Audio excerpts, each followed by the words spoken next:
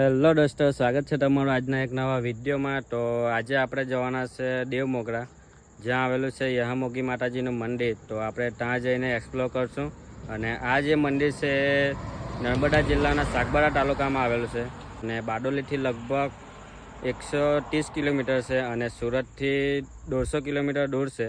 આ જે મંદિર છે એ આદિવાસી વિસ્તારમાં આવેલું છે। તો ચાલો આપણે જઈએ અને ત્યાં જઈને જોઈએ કે આ મંદિર કેવું છે અને ત્યાંની હિસ્ટ્રી શું છે અને ત્યાં શું આવેલું છે આજુબાજુ। તો આ મંદિર તો ઘણા લોકોએ જોયું જ હશે, પણ ત્યાંનો વિડીયો બનાવવાનો બાકી હતો। તો ત્યાં પણ આપણે જઈને વિડીયો બનાવીએ અને ચાલો જઈએ હવે।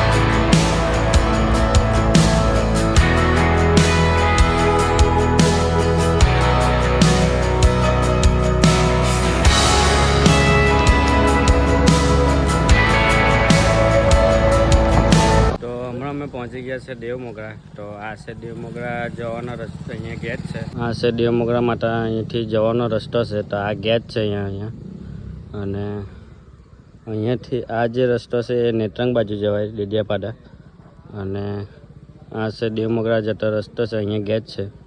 તો ચાલો જઈએ અને અહીંયાથી લગભગ 3 કિલોમીટર દૂર છે દેવમોગરા। તો ચાલો જઈએ હવે।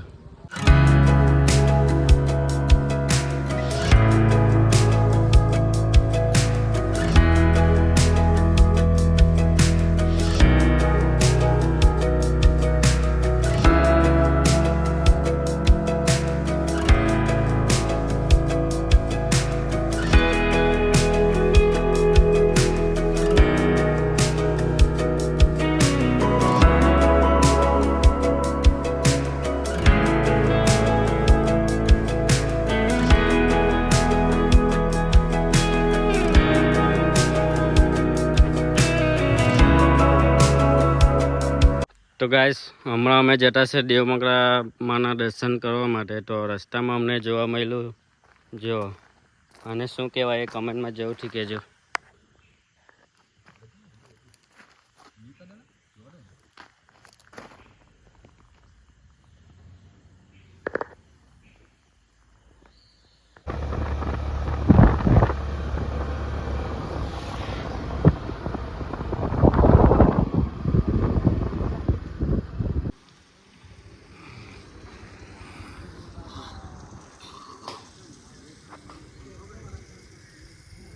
તો અહીંયા પણ એક મંદિર છે, જય દરવણિયા ચોકીદાર મંદિર, જુઓ તમે।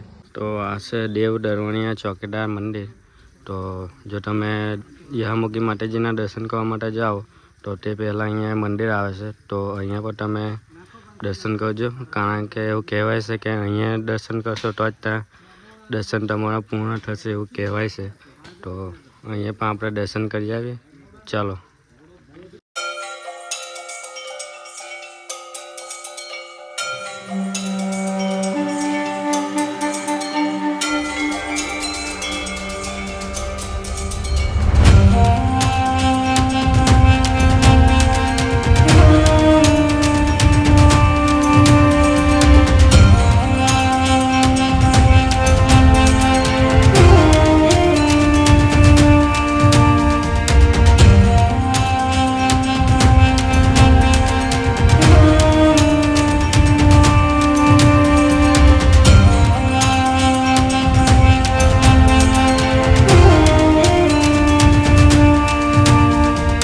ચાલો હવે આપણે જઈએ યહામોગી માતાજીના દર્શન કરવા માટે।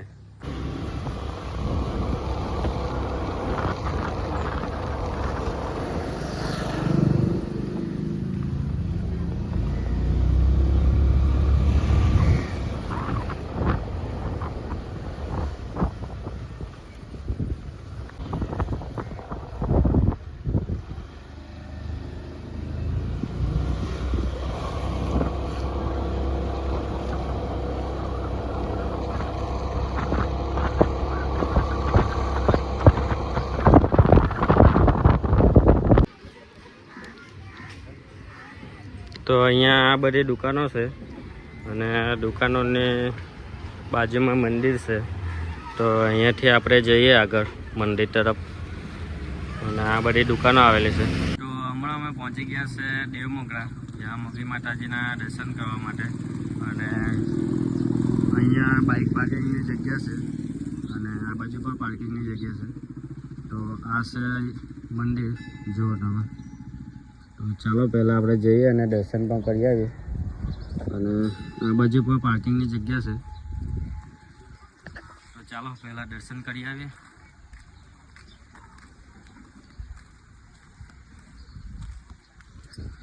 તો અહીંયાથી જવાનું છે અંદર મંદિરમાં.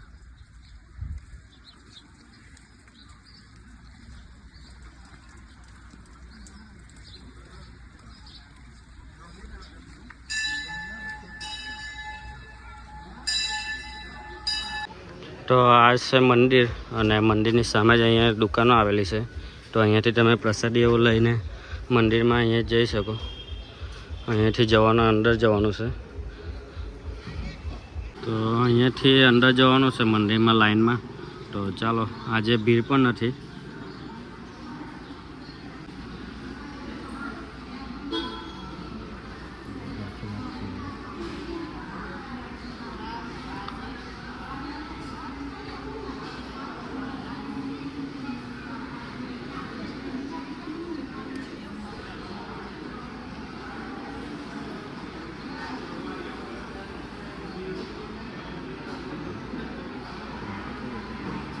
તો હમણાં અમે મંદિરમાં દર્શન કરીને આવ્યા. તો મંદિરમાં વિડીયોગ્રાફી કે ફોટોગ્રાફી અવેલેબલ નથી.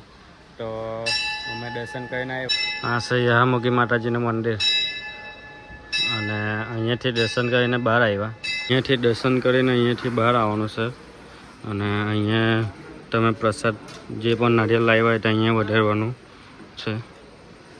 જો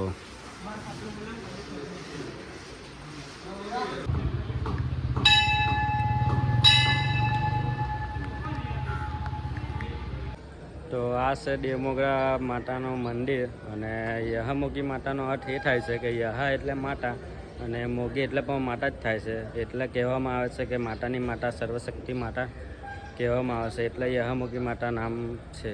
આ જે દેવમોગરા માતા છે એ આદિવાસીઓની કુળદેવી છે. અને સૌથી વધારે ભક્તો અહીંયા આવતા હોય તો આદિવાસી લોકો જ અહીંયા આવે.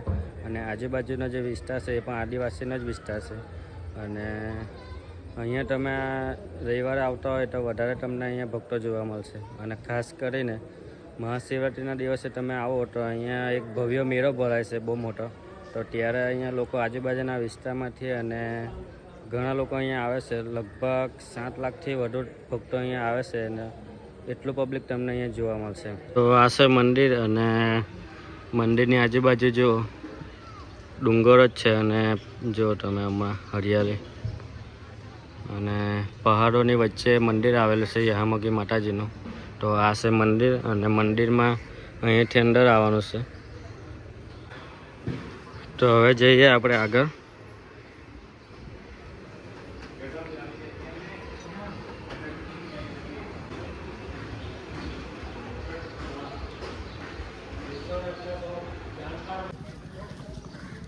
તો હવે અમે આવી ગયા છે મંદિરની બહાર. અને મંદિરની બહારથી અહીંયા મંદિર જો તમે કેવું લાગે. જો તમારે ફોટા પાડવો હોય તો મંદિરની સાઈડમાં આ જગ્યા છે. તો અહીંયા આવીને તમે ફોટા પાડી શકો. કારણ કે મંદિરની અંદર ફોટા પાડવા દેતા નથી.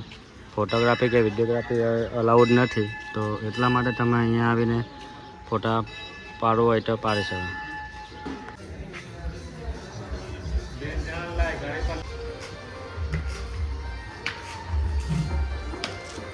તો અહીંયા છે બધી દુકાનો. તો અહીંયાથી તમે પ્રસાદ એવું લઈને મંદિરમાં જઈ શકો.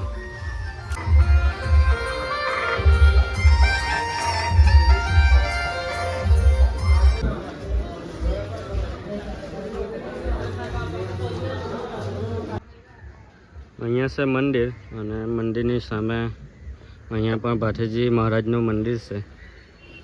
જો આ છે ભાથીજી મહારાજનું મંદિર.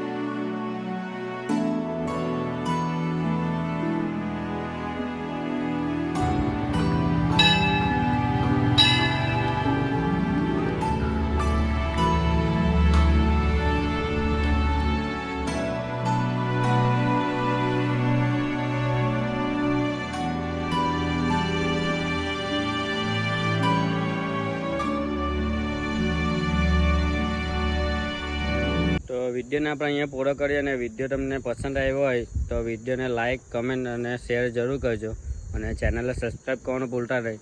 તો મળીએ બીજા વ્લોગમાં. ચાલો, ખૂબ ખૂબ આભાર તમારો જોવા માટે. Thank you, by.